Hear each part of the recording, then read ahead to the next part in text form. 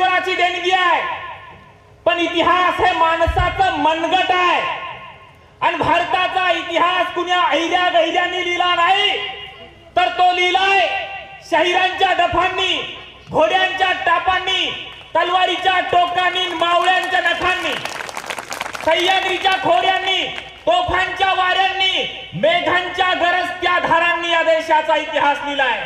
या देशाचा इतिहास लिहिलाय सागरांच्या लाटांनी, सोन्याच्या ताटांनी, भरतपूरच्या जाटांनी, अवघडलेल्या वाटांनी या देशाचा इतिहास लिहिलाय। या देशाचा इतिहास लिहिलाय कृष्णाच्या चातुर्यानं, संभाजीच्या शौर्यानं, कर्णाच्या औदार्यानं, चंद्रगुप्त मौर्यानं या देशाचा इतिहास लिहिलाय। या देशाचा इतिहास लिहिलाय टिपूच्या तलवारीने, राणा प्रतापच्या ललकारीने, गोविंद सिंगाच्या तत्वांनी, क्रांतिकारकांच्या सत्वांनी या देशाचा इतिहास लिहिलाय। या देशाचा इतिहास लिहिलाय राजस्थानच्या कुर्बानीने आणि बाजीरावच्या मस्तानीने सुद्धा या देशाचा इतिहास लिहिलाय। या देशाचा इतिहास लिहिलाय गंगा यमुनेच्या पाण्याने, लता दीदीच्या गाण्याने सुद्धा या देशाचा इतिहास लिहिलाय। या देशाचा इतिहास लिहिलाय हिमालयाच्या शिखरांनी, हिमालयाच्या शिखरांनी, शेतकऱ्यांच्या वखरांनी।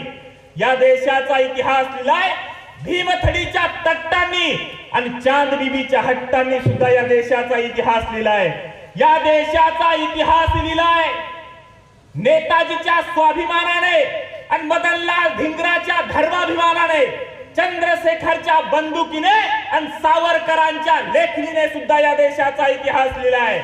या देशाचा इतिहास लिहिलाय सुभाष सारख्या रणवीरांनी, आंबेडकर सारख्या महापुरुषांनी, समर्था सारख्या सज्जनांनी, अफजल खाना सारख्या दुर्जनांनी सुद्धा या देशाचा इतिहास लिहिलाय। बांधवांनो, त्या दुर्जनाच्या पोटातील बाहेर पडलेल्या आतड्यांनी आणि आतड्यांबरोबर बाहेर पडलेल्या रक्तानं या देशाचा इतिहास हा पूर्णपणे ओला चिंबासा भिजलेला आहे।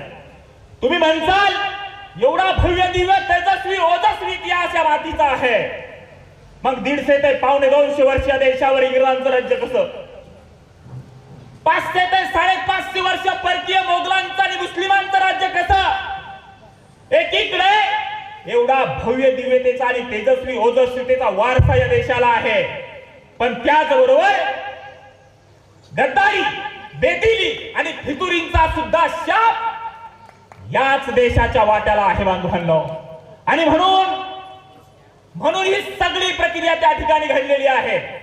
खऱ्या अर्थानं जर पाहिलं, छत्रपती शिवाजी महाराज हा युगपुरुष आहे।